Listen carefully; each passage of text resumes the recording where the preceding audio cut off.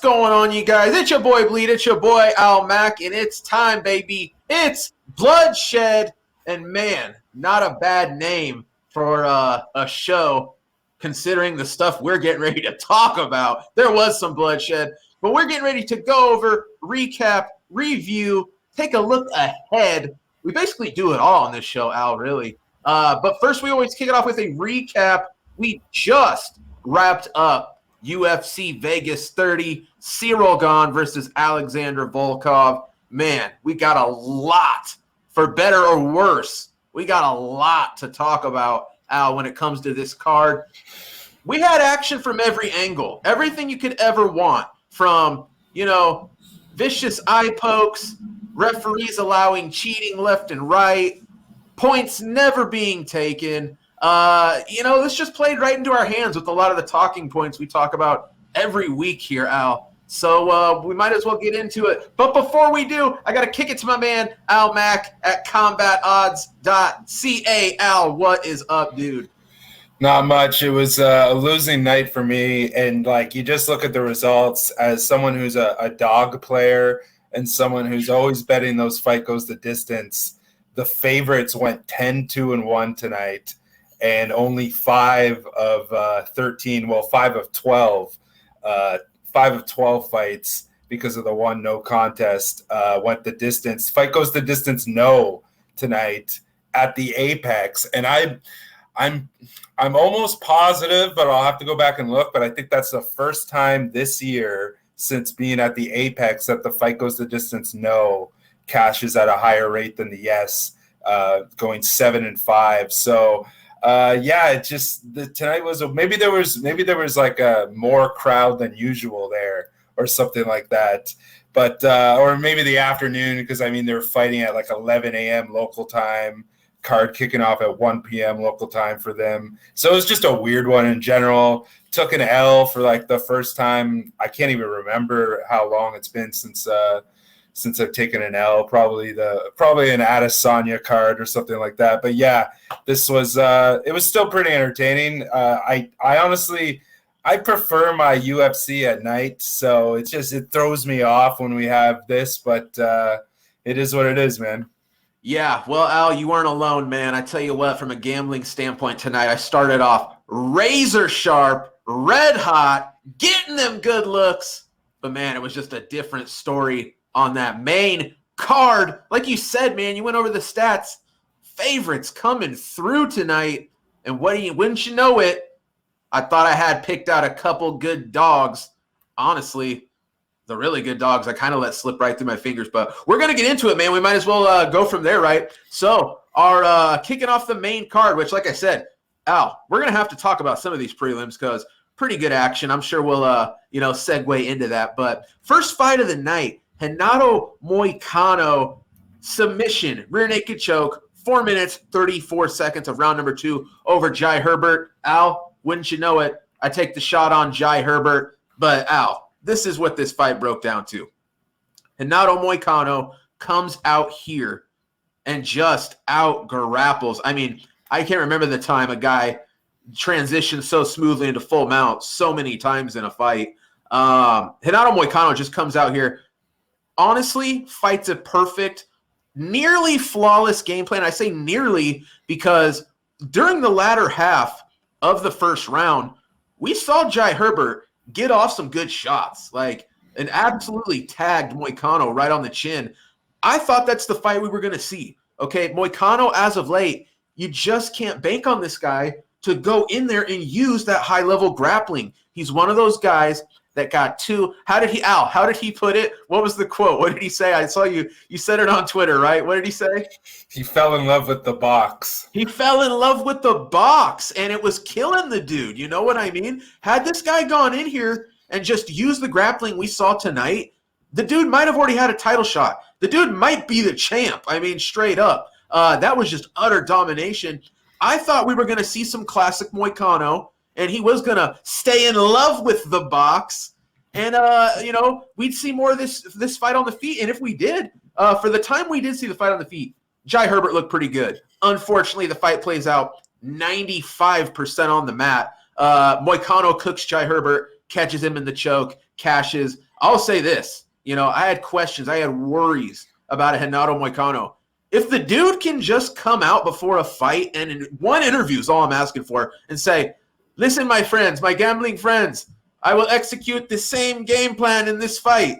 Renato Moicano is just is a bet. You know what I mean? If he comes out and fights that fight, that's a dude I'm looking to back all the way every time because it takes out the factor of him losing. The guy loses eating monster punches on the feet. That's not going to happen. Dudes don't land monster KO punches off their back. I mean, we've seen it one time with Nico Price. You know what I mean? Like, it's going to be a while before that happens again, I have a feeling. Renato Moicano, man, perfect performance, honestly. Near perfect performance. Jai Herbert, let's keep it real, man. A lot of these European dudes, where do they really come up short? They come up short in the grappling. Props to Moicano. Like I said, I thought he was going to come out and show some of those tendencies to keep it on the feet. He does for a minute. He gets coached up between rounds. They say to him, they go, bro, you're killing this guy on the mat. What are you doing standing with him? Goes out in round 2, handles his business. Al, what'd you think? Yeah, it was pretty frustrating because I had fight goes the distance in this one, and I thought that Herbert was gonna, he's gonna at least show up. I thought, his takedown defense almost non-existent in this fight, and Moicano he showed to be quite a high level jiu-jitsu grappler. But he looked like friggin' Charles Oliveira in there tonight. Right. He was top notch. He looked like a world beater, and it was an interesting fight because we haven't seen Herbert since getting flatlined from Francisco Trinaldo in that famous stop the fight moment. Yep. And then we haven't seen Moicano since getting slept by Rafael Fiziev. So it was two guys that were kind of trying to bounce back from bad losses, and Moicano did exactly that. He made himself. He put himself on the. He might have gotten himself a bonus. I'm not sure. I don't have that in front of me, but I think if I was handing out bonuses, I would have given him one. It was just. It's funny how MMA works sometimes, where you become your own worst enemy, right? Like. Oh, I'm sure if Moicano fought like that against Fiziev, it'd be a completely different story. But it is what it is, man. He fell in love with the box, and I don't know if it was lost in translation, but he said that he had to kill people to make money for his family, and that he had to kill Herbert tonight. And his English is interesting. And where does he go? I think he fell out of the ranking because of the loss to Fiziev. So I think he's right on the cusp now of being closer to the rankings again. I don't know. He looked great tonight. I would like to see him. He's obviously going to get a step up. I think, Jai Herbert, that's got to be the litmus test, right? Like if he lost that fight, it would be official. Like he's not UFC level, because as far as Herbert goes, I don't think he's UFC level. I think he's got to go back to Cage Warriors, I think Cage Warriors is where he came from. What do you think? Here's what I think, man. I think his management's not doing him any favors. Like, it was pretty apparent Moicano was going to have a big grappling advantage in that fight. I think maybe they thought probably what I thought, that Moicano was going to give this guy a shot on the feet and, questionable chin. So really, maybe they did try to kind of pick this matchup to get Herbert on track. But, man, they got to get him in there with somebody who's not going to take him down, first and foremost. That's plain and simple. The guy's takedown defense is not on par here. And they need to give him someone who's going to engage with them standing up. They need to get him in there with essentially another exclusive striker and give the guy a chance to win a fight. Because let's keep it real, 0-2 in the UFC now. Finished both fights in two totally different ways. One more, and that's probably going to be about it. So they really need to get the guy back on track. Like you said, Moicano dude's always sniffing the top 15, right? He's going to get a good fight. He's going to get a step up. Very impressive performance, very dominant. What do you think, Al? Should we move on? Yeah, another international fighter in this next one. Absolutely. You know it. Man, Al, dude, I don't know what it is, man. Dalby, this guy is just killing me lately. Tim Means, unanimous decision win. I took the dog shot on Nicolas Dalby. Why? Because of what Nicolas Dalby did in the third round, okay? Gets in, gets out, the faster guy, good power. He hurts Tim Means bad in the third round. Unfortunately, he's down 2 rounds. Tim Means just wins the first round, wins the second round. I mean, fairly competitive rounds, but Tim Means just, he's the dirty bird. And, he's got that good dirty boxing. I'll say this, man. Nicolas Dalby, I'm very disappointed in. Why? Because I feel like this was his fight to win, and he lost, okay? It's Nicolas Dalby trying to shoot for a takedown in round 1. It's Nicolas Dalby trying to shoot for a takedown in round 2. That's not how Nicolas Dalby wins this fight. That's attempting to take this fight to one of the strengths of Tim Means. And we saw Tim Means use the superior grappling, use his size against Nicolas Dalby. I hate to say it, Al, and I say it all the time. You fight to your opponent's strengths, you deserve to lose. That's why I'm not going to cry about this decision, this bet I lost on Nicolas Dalby. I backed a guy who could not stick to a strong strategic game plan, couldn't execute, and when he finally did, it's too little, too late. Has Tim Means hurt badly in the third round? What's he do? Continues to close the distance. I mean, Nicolas Dalby winning this fight was entirely about staying at his distance, away from Tim Means, coming in, doing the work, and getting away. Nicolas Dalby gives Tim Means the fight that he needs, the fight that he wants, and loses the fight. We saw a lot of money come in on Nicolas Dalby this week. It was one of those spots where I want to say the guy opened up plus 185, got all the way down to like a plus 110. We know what that means. We know that a lot of people were seeing what I was seeing on Dalby. The dude just, I don't know. I really don't know what to say, Al. I want to say it's fight IQ. That's what it boils down to me. Fight IQ. And Nicolas Dalby at big-time moments is lacking, and it makes him a tough guy to back. Tim Means wins this one. Al, what do you think? Yeah, I don't know if it's as much of fight IQ as if it's fight instinct, because I've talked about this before where you see guys that they have their opponent hurt, and it's just like the adrenaline, the moment where it's like they instinctually just go in to smother and close in the distance. Right. And I think it might be almost like a confidence issue. We saw it a lot tonight. Yeah, where we're like, it's almost like you see it like in team sports a lot, where like a team will get up when they're an underdog and then end up getting blown out because, they're not at that. They reach that pinnacle and then they kind of just plateau where their opponent kind of just keeps going, keeps gaining momentum or keeps just staying at that same pace. And that's what, I don't want to say that it's like a veteran move from Means because Dalby has been in the game for quite a while, but I guess it's like a level of competition. But I don't know what it is. But yeah, I think it's a mixture of fight IQ, and I think it's like fight instinct and just confidence. The confidence in your ability to, have your opponent hurt and just, be able to perform in that moment and not make the moment turn you into just blindly double legging or blindly just grappling your opponent against the cage. You see, like we just talked about, a lot of the time it's as a fighter, you're your own worst enemy, where you're not, you're just not completely there. You're kind of just like, you're thinking too much. You're not in that, that flow state, that reptilian state where you're just thinking basically kill, right? And Dalby, he shows signs of that. Like, he's really interesting. His movement is really good. He's very light on his feet. But he came out to Means came out to a hot start and kind of stifled him. And it worked. It basically set the tone for the whole fight. and he really didn't recover from being stifled until in between rounds.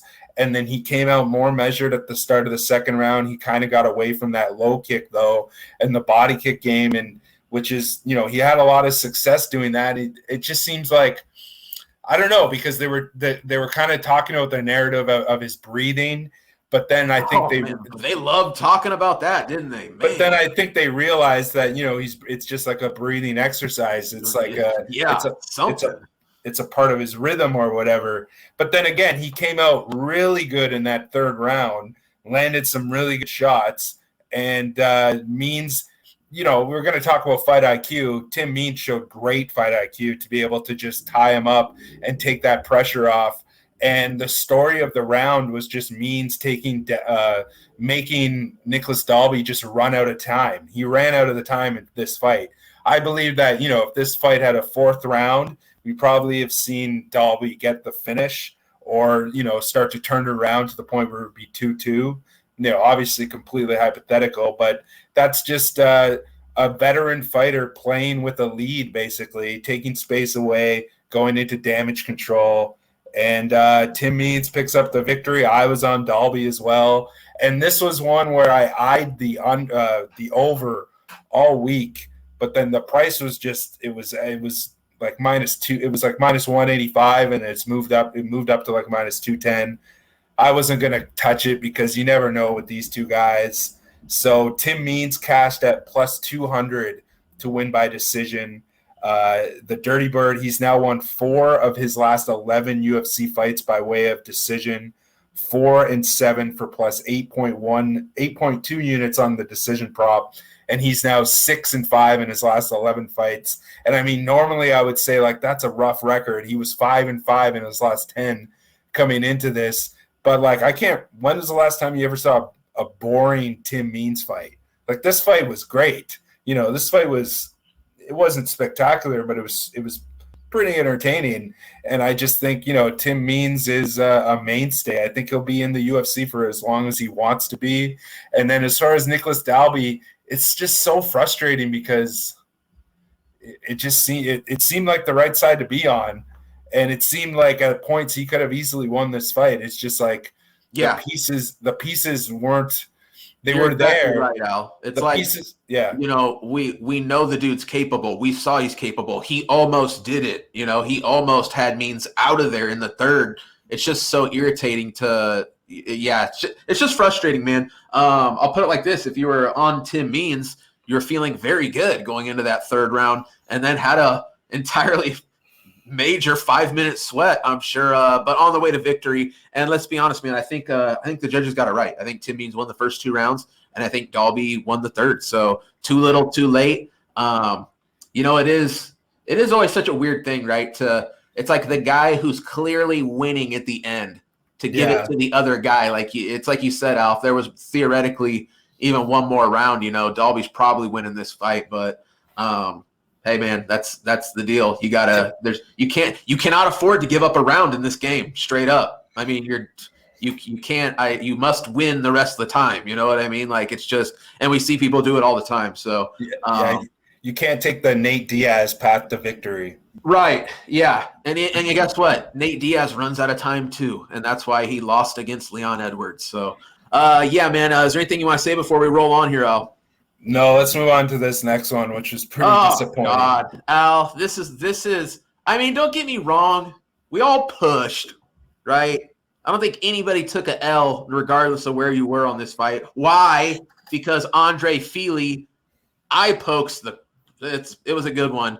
I poked Daniel Pineda 46 seconds of round number 2 in a fight where Andre Fili is beating Daniel Pineda down. I mean, we're talking 3 or 4 different instances where this fight appeared to be over. And I got to be honest, I'm a little bit frustrated with Andre Fili. Now, the bet I had was fight does not go to the decision, right? And that mofo was cash. That's money. That was money in the bank. That was a done deal. All I'm doing is waiting for my man Herb Dean. Herb Dean. The stuff he's been pulling. Yeah, so it was Herb Dean time. Herb just keeps letting Daniel Pineda take a beating. I mean, he's eating shots to the head. He's rocked. He's He's wobbled. He's woozy. He's eating body kicks to the liver that are folding him over. Like, this dude got smashed up every way possible. Don't get me wrong. Daniel Pineda had a couple good leg kicks, had a couple big moments, but that's all this fight was huge dramatic moments looking like a finish any seconds adamant. And let's keep it real. Had this eye poke not happened, this fight's over in the next 30 seconds, 45, maybe a minute tops. I truly believe that. This was rough, man. It's a no contest. It's like it never happened. It's a push. I had the under, but let me say this, Al. I debated all week an Andre Fili inside the distance. Wouldn't have mattered anyway, man. Another spot that would have pushed. Unfortunate, man. I needed that one. Al. That's how this game goes. Another eye poke, no contest. Would it be a fight night? Would it be a card if we didn't have a illegal strike or an eye poke ruin a great fight? Probably not. That's just this game. Al, what do you got? Yeah, this was it might have been Andre Fili's literally best UFC performance. Like, he was looking unbelievable. Like, he was piecing up Pineda. Like, that liver kick, the fight should have been stopped right there. Like, when your opponent folds over and turns away, like, oh, you know what I mean? It's just like, stop the fight. If that was Ryzen, that fight would have been stopped 3 times, you know? Like, possibly more. Yeah. But, you know, it was super entertaining. And let's not Daniel Pineda is extremely tough, like way too tough for his own good, you know, and it was fun to watch while it lasted. I had fight goes the distance at plus money, and I'm glad that I got the no contest because, you know, Pineda definitely was on the path to getting finished. And it's just unfortunate because Andre Fili only gets half his paycheck on the heels of probably the best performance of his career. Like, he was looking like just unbelievable. He was looking like a different fighter. He had just a different look to him. And then, you know, we got to talk about the way that this ended with, I just feel like Herb Dean didn't give him enough time.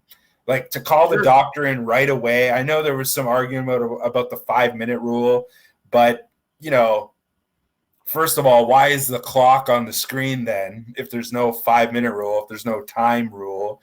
I bet you that all 3 of those guys broadcasting didn't know that there wasn't a 5-minute rule until somebody told them in their ear that that's not how it is. And I don't know. I feel like I wrote down, I feel like if Jason Herzog was the referee, he would have handled this a lot better. But then I had to go back and revise that because of something that we're going to have to talk about in the co-main event, because I feel like a better referee would have handled this better.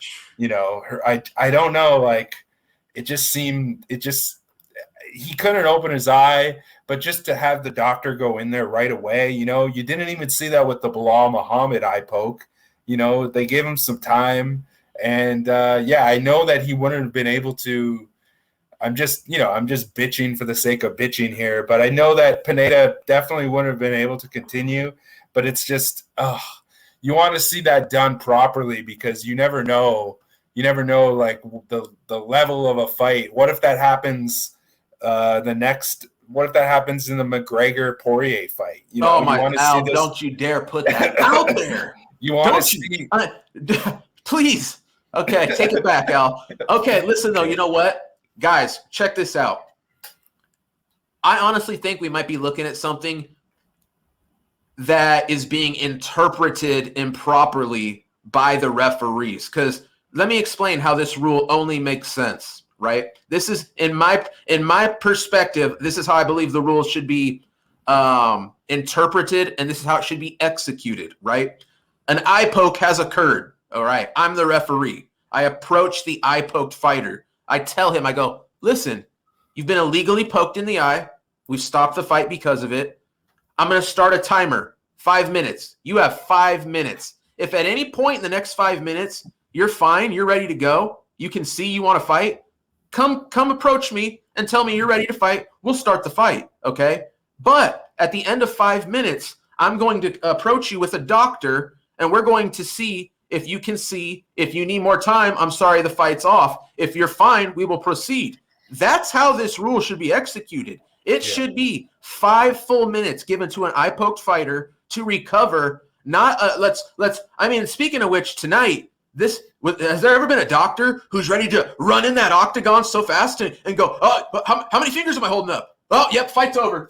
Yeah, get over there. Oh, wave the fight off. I mean, this dude's like wanting to be on TV. He's like waving to the camera like, hey, what's up, kids? Hi, mom. You know what I mean? Like, man, to me, that's the only way this rule makes sense. You give the fighter 5 minutes. If he cannot continue after 5, then wave the fight off. Yeah, we got other fights. We got stuff to do, right? We can't give a guy a half hour, 45 minutes. You know what? This would be.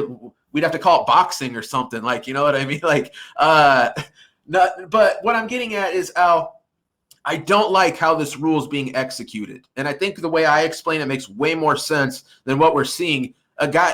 We don't need 45 seconds into an eye poke to get it waved off. You know, I guarantee you there's been fights where a guy got eye poked. Literally, by the time he's made the walk to the back after the fight's been waved off, he's like, well, I'm actually pretty good now. Like, I can see, like, we could do this, but well, too late. You know what I mean? Give a man 5 minutes to get to try to get things right. You know what I mean? It's just crazy. And as a person who's getting eye poked, I'm sure you're overreacting a lot of times. You know what I mean? It's like a very painful thing for people, you know, who've never had a full-grown man's finger 2 knuckles deep in your eye socket. You know what I mean? My goodness, give these guys some time. Sorry, Al. I know that was kind of a rant there, no. But man, you're right. The eye poke thing. Where were we at here, Al? No, you're totally right because, you know, even with to go back to Bilal Muhammad, he was like writhing in pain, yelling like, "Oh!" You didn't see the doctor running in there being like, I was legit afraid Bilal Muhammad was losing an eye that night. The way he reacted. Yeah, and the referee wasn't going in there like, how many fingers? Like, you know what I mean? Like, it's just, it was done poorly. And, you know, you could say that we're splitting hairs here, but you want to see this done properly, because what happens if, what if that happens, like I said, in a huge fight, right? We've seen many times fights end, main event fights end due to an eye poke. Nobody wants to see that. So instead of rushing it, it just needs to, you don't have the ref, don't have the doctor, give the guy a second. It's just, I don't know, something's got to be done, because the eye pokes aren't going to go away. No. So the way that we approach them needs to change, because guess what, folks? We're not even done talking about eye pokes on this main event, straight up. And, they were saying, they went and recanted later on in the broadcast that, the 5-minute rule, that's not how it works.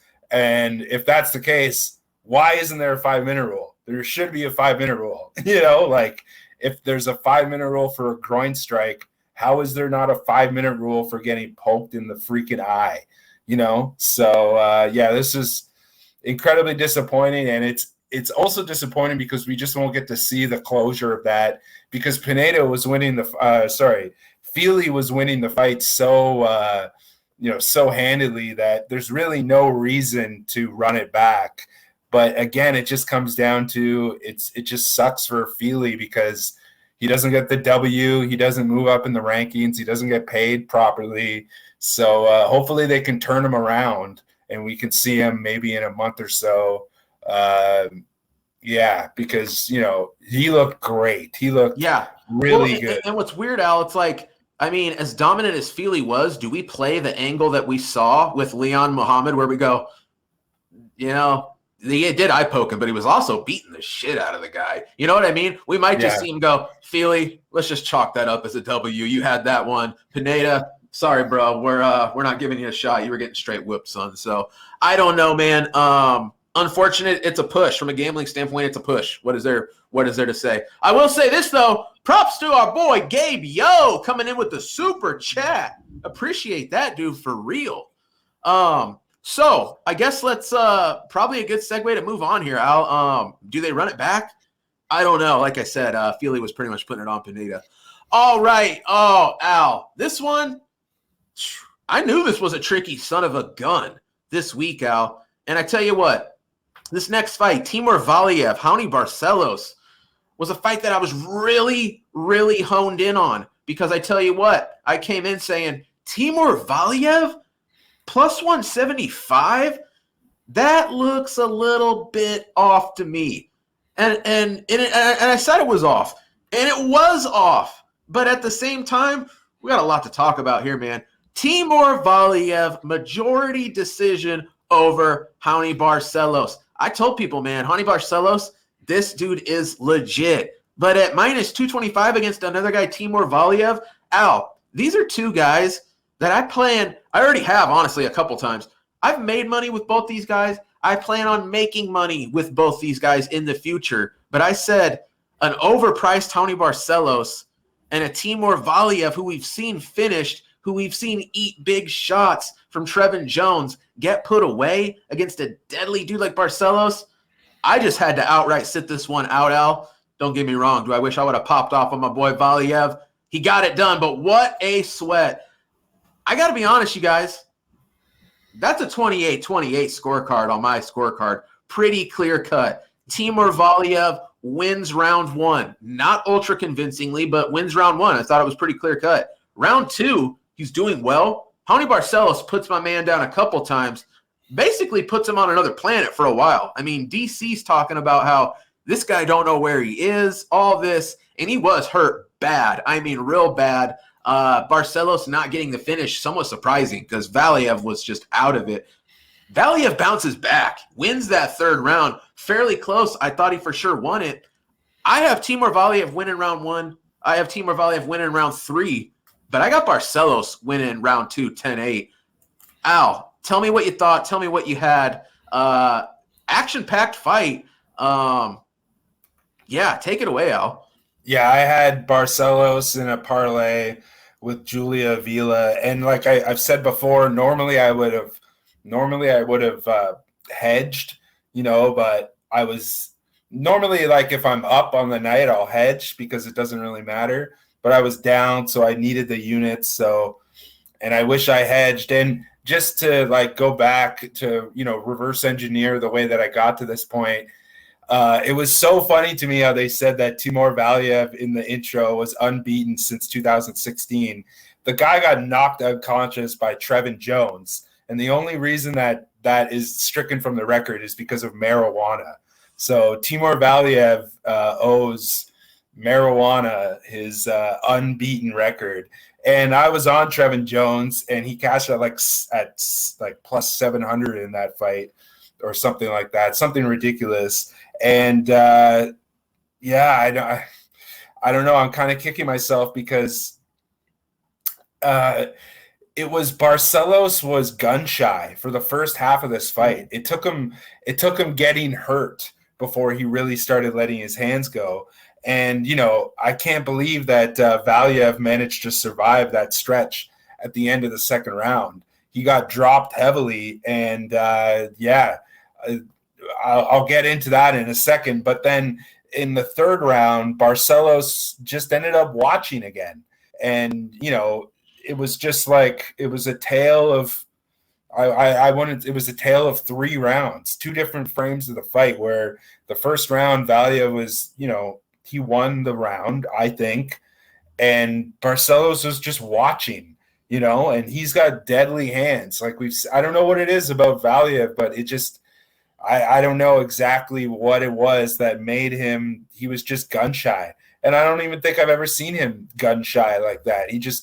He was content by just sitting there watching. And it got to the point where he wasn't even really losing the fight after that first round. It was just that because of how much Valiev was throwing, you can't give Barcelos that first round. You have to give it to the guy who's thrown and landed more, even though it hasn't really done that much damage.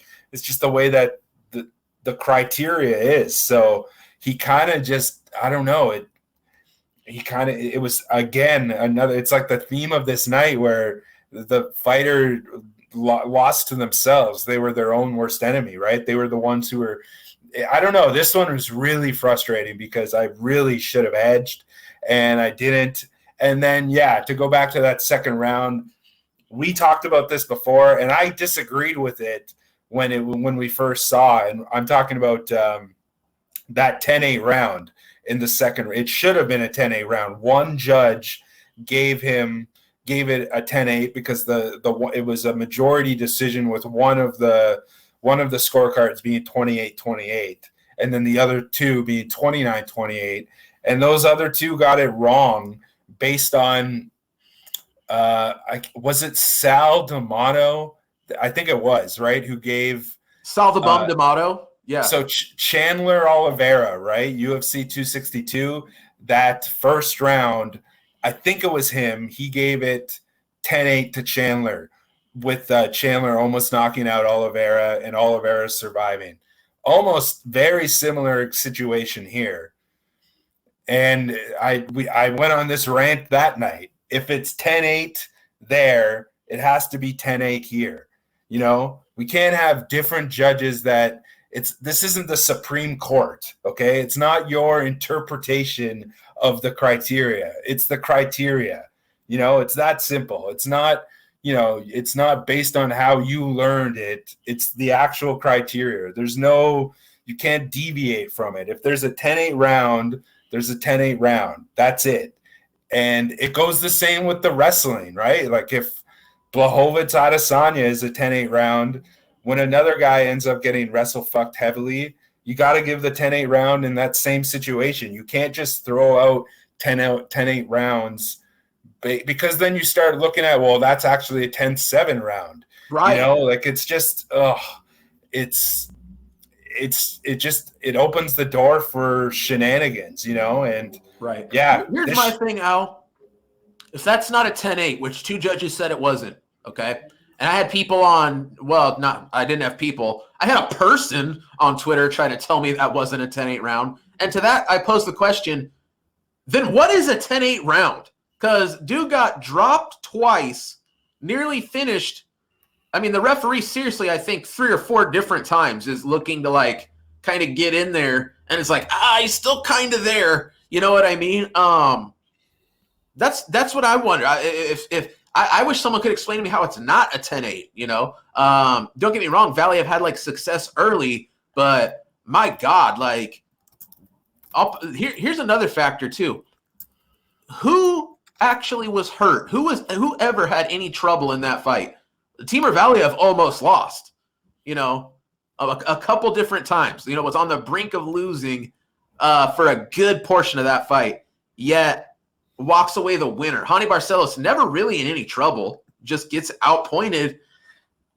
I think it's one of those, hey, if it's a sport, Timur Valiev wins, and it is, right? It's a commissioned event. If it's a fight, if we're looking back and going, who got their ass kicked? Timur Valiev kind of did, you know what I mean? So is what it is, man. Absolute heartbreaker. I'm sure Raoni Barcelos, the guy who was undefeated in the UFC up to this point, he had to be parlayed heavily. Al, honestly, man, I'm going to look at this one as a W in a way because I'm super high on Barcelos. I felt like I could have potentially been baited, but let's keep it real. This game's value, Timur Valiev was the value side regardless of the absolute beating, trouncing he took in that second round. And here's the thing, man. Really give Timur Valiev his props to win a third round after that second round beatdown. Rare form event. Really got to give him props. At the same time, man, kind of got to look with a bit of question here at Raoni Barcelos really taking his foot off the gas and allowing that third round to slip away. So I don't know, man. Two guys I think are both very good. It's crazy. I almost feel like both guys' stock in a certain way take a hit, and I kind of feel like both guys' stock in certain ways maybe goes up. I don't know, though, man. Probably not for Barcelos. A loss is a loss. Valiev gets the win. He's going to move on. So anything you want to say about this one, Al, before we roll on? Just that, again, Timur Valiev should thank his lucky stars that Trevin Jones got caught smoking weed because he's now, what is he? He's now 2-0-1. Yeah, and on like a 9-fight win streak officially, right? That's so ridiculous. So Yeah.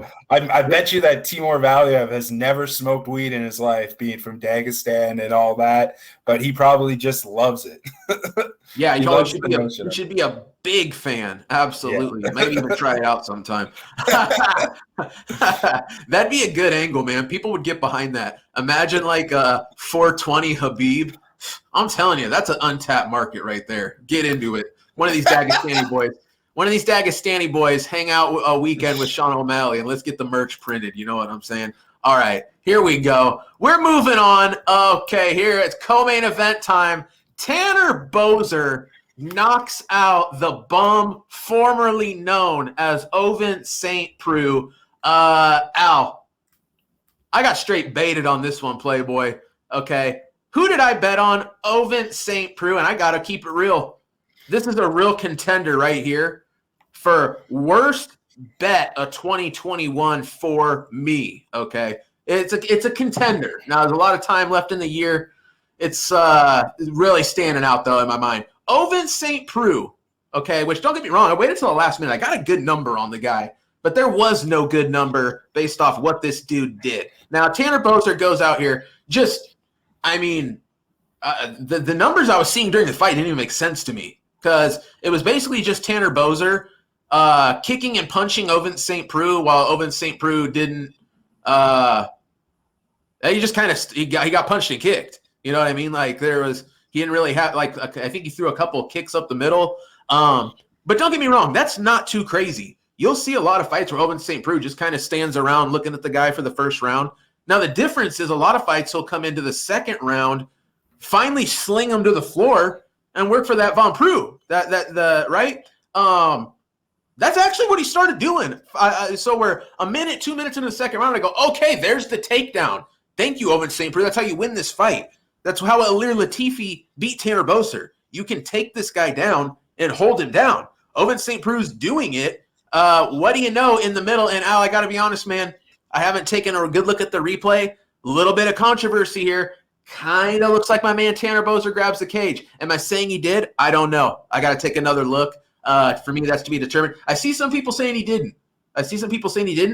I'll keep it real, though. When you look at the physics, when you look at how that arm comes up and essentially the hips slide out at the same moment, kind of looking like there might have been an advantage there gained by the cage. Sure enough, he uses that little movement, gets back to his butt, gets up, lands a good shot on Ovince St. Preux, hits him with another one. The thing that made the quote unquote potential fence grab so funky is Herzog standing right there. Herzog puts his hands on both guys and then backs off, and 5 seconds later, Ovince St. Preux's knocked out. Kind of a fishy ending, kind of a fluky deal. I'm not really sure what the public consensus is here. Maybe people in the chat, let us know what you thought of that moment, because I really haven't made up my mind. Not a good look overall. I will say this. There's a chance Herzog might have flubbed it. Listen, though, if Boser's fingers truly didn't go through the cage, if he truly didn't use the cage as a hook point, as an anchor, I guess props to Tanner Boser, but that got a little funky. Herzog, I kind of feel like even just getting in there, being involved, kind of threw OSP off. OSP, I think, kind of took himself out of the fight. Boser lands a big shot, ends it. We got to live with it. Tanner Boser wins by TKO. Al, what'd you have? Yeah, the only bet that I had on this fight, and I kick myself because I went on a huge rant last week about heavyweights and totals. And I said, I like to always be on the side where plus money is on. And I just don't take my own advice sometimes because I don't know what it is, but I ended up on Fight Goes the Distance, yes, at a chalk price. And I'm with you. This might be and I'm really glad that I only bet it very small, a 1% play. But even then, I'm just so disappointed that I don't know what it is. I don't know how I ended up coming to that. I should have been on the plus money side. even fight goes the distance no was even money in this one. So that's super disappointing. I gotta tune that up. I don't know why I made that mistake, because with this I've talked about before, but the official numbers now 35 or 36 and 33 on the total in heavyweight, 36 to the over, 33 to the under. So basically 50%. And, my mantra has always been, for as long as we've done this show in heavyweight, especially with the lower ranking heavyweights, be on the side on the totals where they're giving you plus money. And again, I just didn't take my own advice here. And it comes down to Boser just has that, I don't know what it is. He's not really a finisher. He has that high volume style. And I thought he was just going to pick OSP apart for 15 minutes here. And OSP, I don't know, man. At heavyweight, I don't know. This looked like he was just there to get a paycheck. Yeah. And I used to be You know what, Al? You know what? I'm sorry. I got to jump in. I got to go in right now. I just got to go in on him. I'm getting ready to boil here. I'm sorry for interrupting you, Al, but it's time to go in. OSP, let me tell you something. This fight comes down to this. Tanner Boser wants it, okay? Tanner Boser wanted this. 10 times ain't enough. 100 times ain't enough. 1,000 times ain't enough. Tanner Boser wanted to win this fight tonight. OSP, losing was in the cards. That's possible. That can happen. That's cool. I'm coming in short notice. Heavyweight, give me the paycheck, right? A guy that's been around a while. Plain and simple, OSP, you can never, ever, ever trust this guy with your money ever again. Too lackadaisical. Ain't got it. Never did.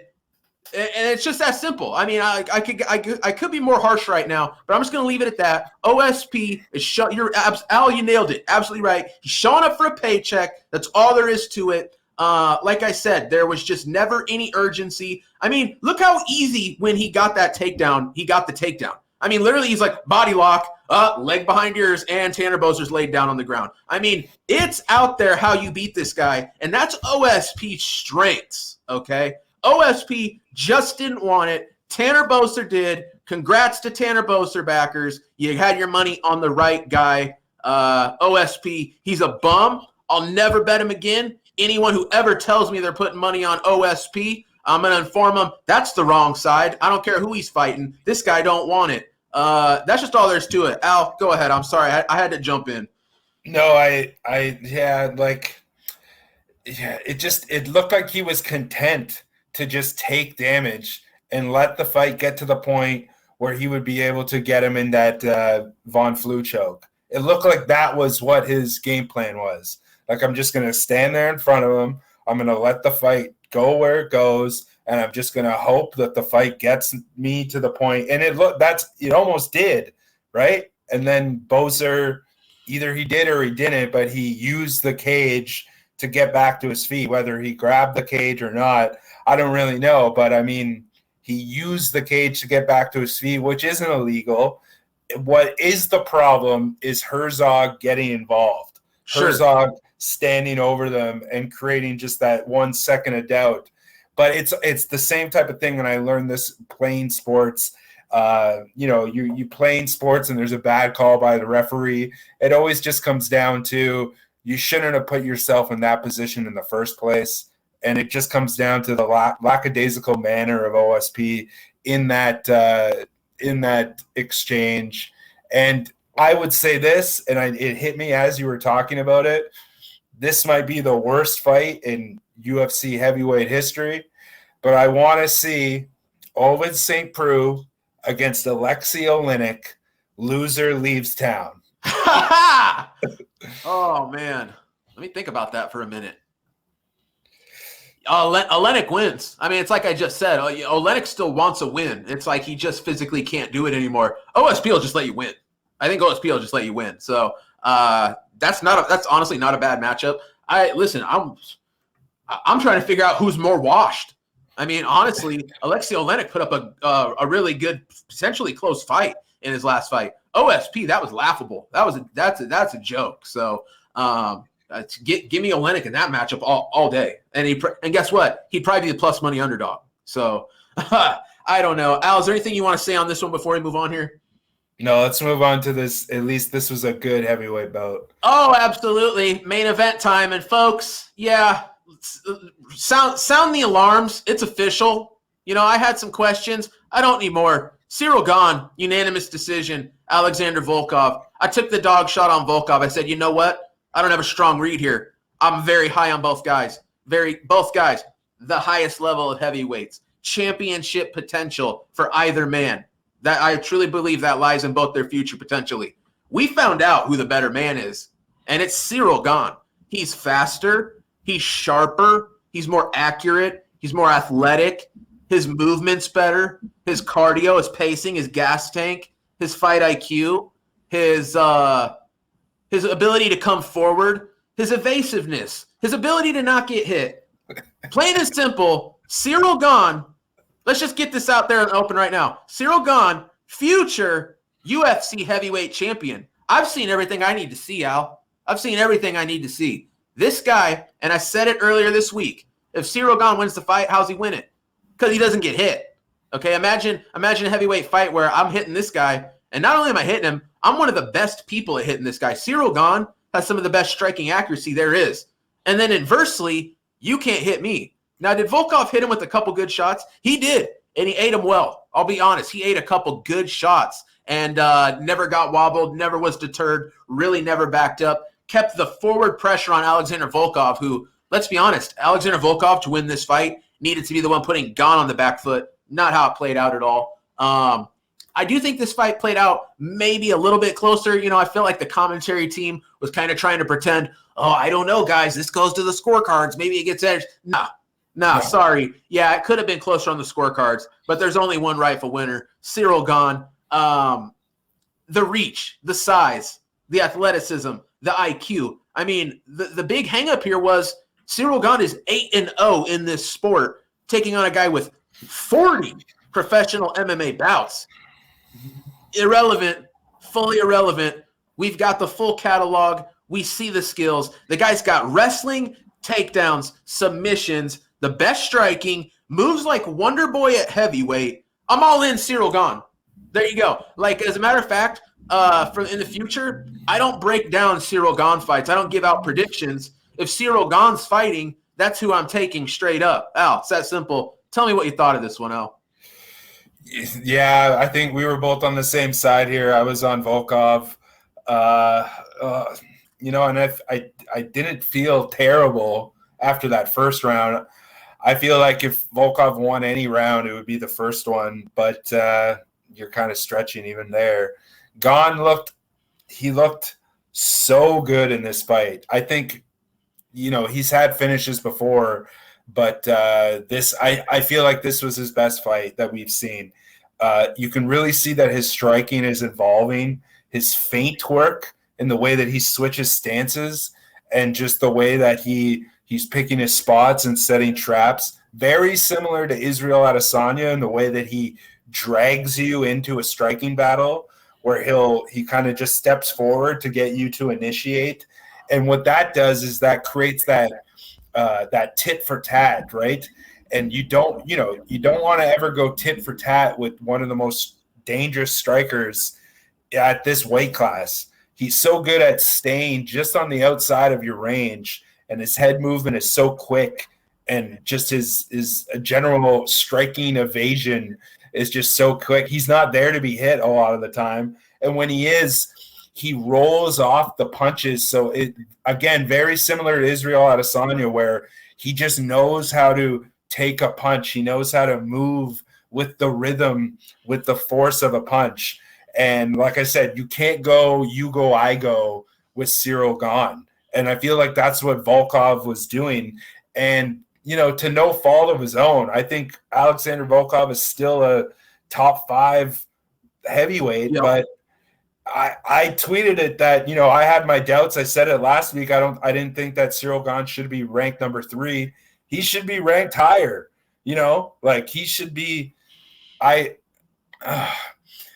Derek Lewis, I think he could beat, but once I finish ranting here, we'll talk about Francis Ngannou. But there is one thing that I wanted to talk about. I see people talking about it in the chat, And I don't know. This is just my opinion. You get upset about it if you want. But in between rounds, they were saying that they thought the fight might have been 2-2 going into the fifth. And I mean, that would be a miscarriage of justice, in my opinion, if they thought that this fight was anything but 3-1 going into that final round, if not 4-0. You know, I don't know. It just really concerns me that there was even a discussion that the fight was up for grabs by the points going into that fifth round. I thought that was just ludicrous. But Gane just has that style. And it's that thing where, like, you don't really see it where Volkov is doing that reaching out rhythm. Like, he doesn't normally do that. But when you're against a guy who's just such a practitioner, what ends up happening is you do that reaching out hand fighting thing. And when you're against a guy like Gane, he starts reading your rhythm. And that's how you get lulled into these types of you go, I go type fights. And I don't know, man. Ciryl Gane is like what people think, like what the type, like, and I'm not taking anything away from this guy, but Ciryl Gane is like what people think Alistair Overeem was supposed to be. You know, like his striking is just, his striking is better than Ngannou. It's just that the power isn't exactly there. But as far as technique goes, I think, it's Derek He's levels beyond. I'll keep it real, Al. He's levels beyond. And Al, that's something I want to talk about. So you're bringing up Francis and the fact that, this is a potential matchup. Let me just throw this in here, Al, before I let you keep talking. How crazy is it that essentially a gym, obscure, relatively unknown by the MMA, even the most hardcore of MMA aficionados, has risen in the last few years, produced Ciryl Gane and Francis Ngannou in a place where MMA just became legal within like the last 2 years. Absolutely unreal. France becoming a heavyweight, producing heavyweight monsters. Al, how crazy is that? Well, I mean, it is crazy. Like the thing about it is that France is such a it has so many good kickboxers. Like what's his name, Cedric Doumbé. I think he trains at that same gym that Ciryl Gane used to train at. Cedric Doumbé is like a glory kickboxing champion. If you don't know who he is, look him up. He's absolutely awesome. But yeah, another guy out of France. And what I was gonna say is, like, as far as like killing power goes, I would say that you might have to put Derek Lewis and Francis in kind of a different category. But as far as precision striking goes, yeah, you're absolutely right. Gane is miles beyond both of those guys. I would say, like, if we have the conversation about, if we're talking about middleweight up, I would probably put, based on what we saw tonight, I would probably put Gane in the top 5, if not top 3. Like, I'd say Israel Adesanya is probably right up there, but I don't know, man. I think Ciryl Gane, based on what we saw tonight, like, this guy, I had my doubts. This guy is a future champion. And like this might be beyond that. Like, this is like that fight that we're talking about here with Gane and Francis Ngannou. That's an absolute blockbuster.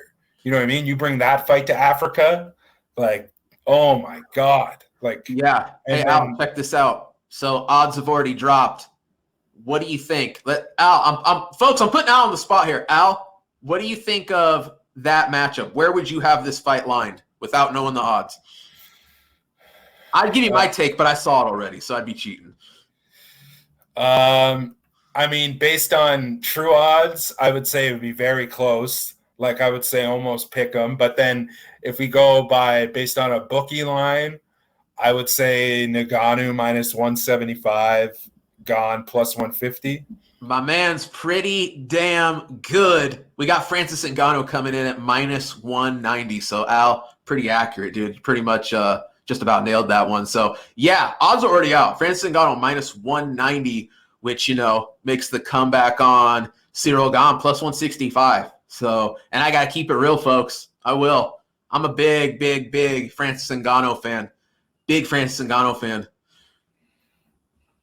At them numbers, I'm on Gane.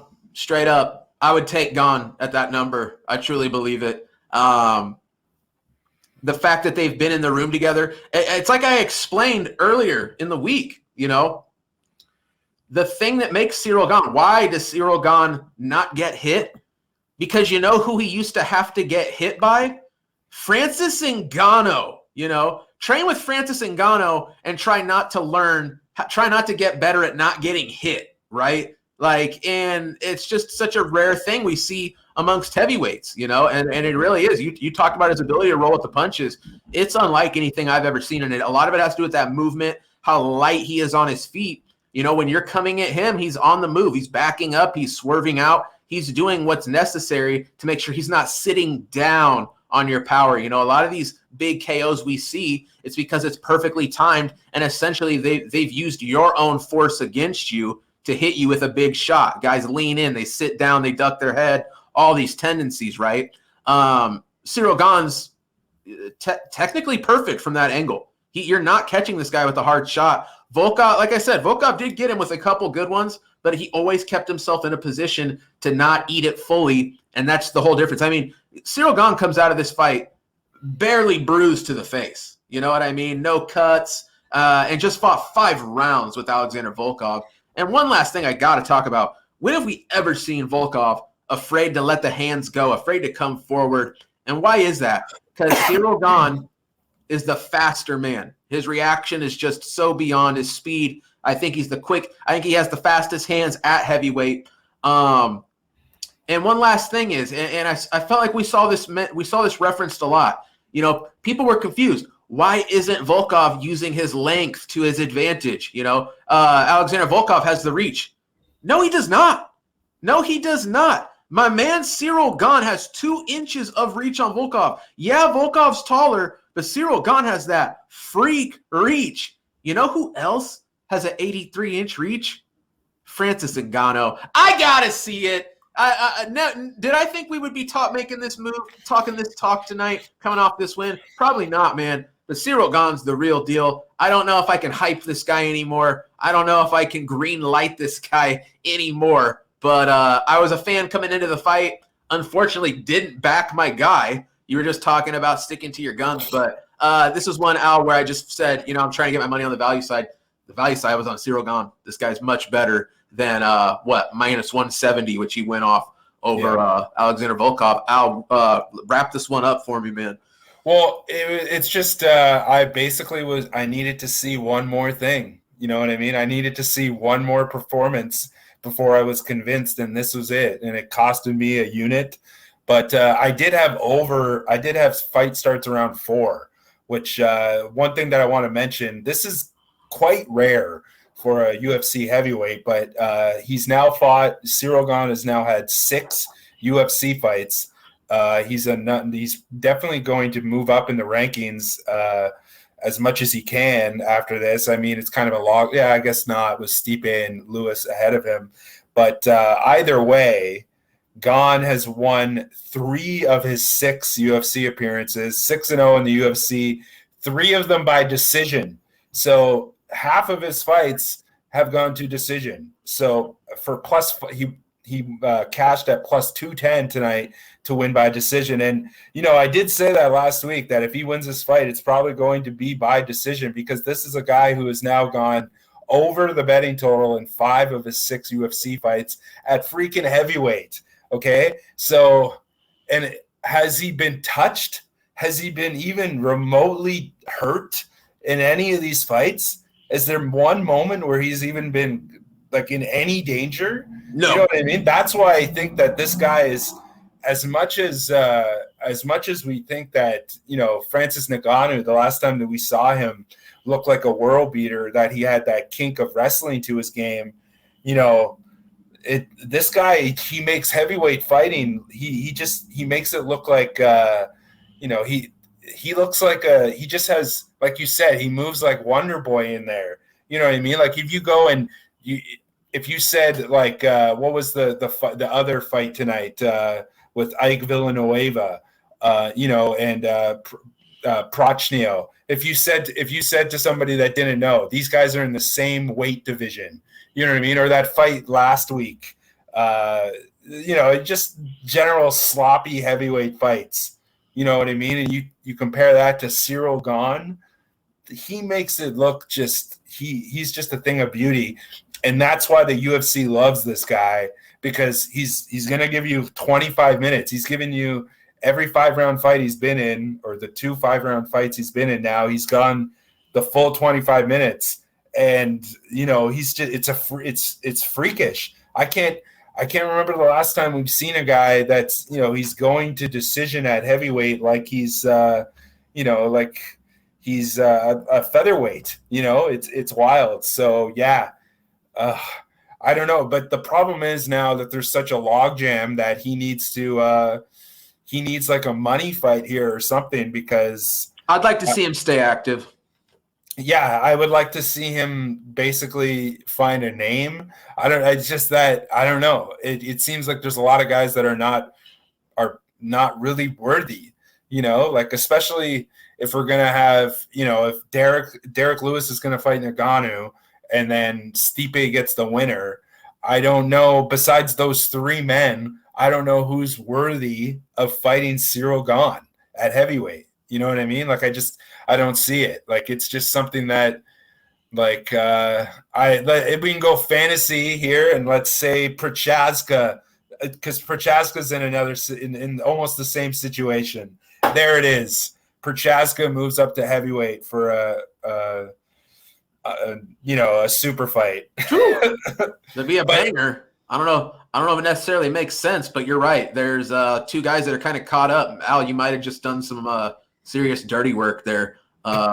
Listen, I'm watching. You know what, though? It's time to go in again. Check this out. You know what you're not going to hear? My man John Jones. Guess what name's not going to be crossing the Twitter fingers of my man John Jones? Ciryl Gane. He wants no part, okay? I'm going to tell you that right now. Ciryl Gane is what peak John Jones was at light heavyweight. John Jones, light on his feet, moving like crazy, exotic striking, very accurate, doesn't get hit a lot, doesn't eat big shots. That's Ciryl. Ciryl Gane is what John Jones wants to be at heavyweight, but will not be. We're going to see John Jones be a more plodding, more stationary guy at heavyweight, and Ciryl Gane's going to be that guy moving around, crazy athletic. Let me tell you something else. Ciryl Gane, he beats John Jones at heavyweight. Let me throw that out there. John, if you're watching, hit up my Twitter, bro. It's cool. You can retweet whatever.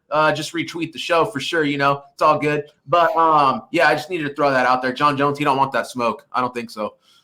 Yeah, like if I'm John Jones, I would go after Ngannou rather than Gane, because his striking is just unbelievable. His striking today was just just after that first round, I tweeted, I was like, you can see how much his striking has evolved. His striking has evolved so much, even from the Rosenstrike fight to now.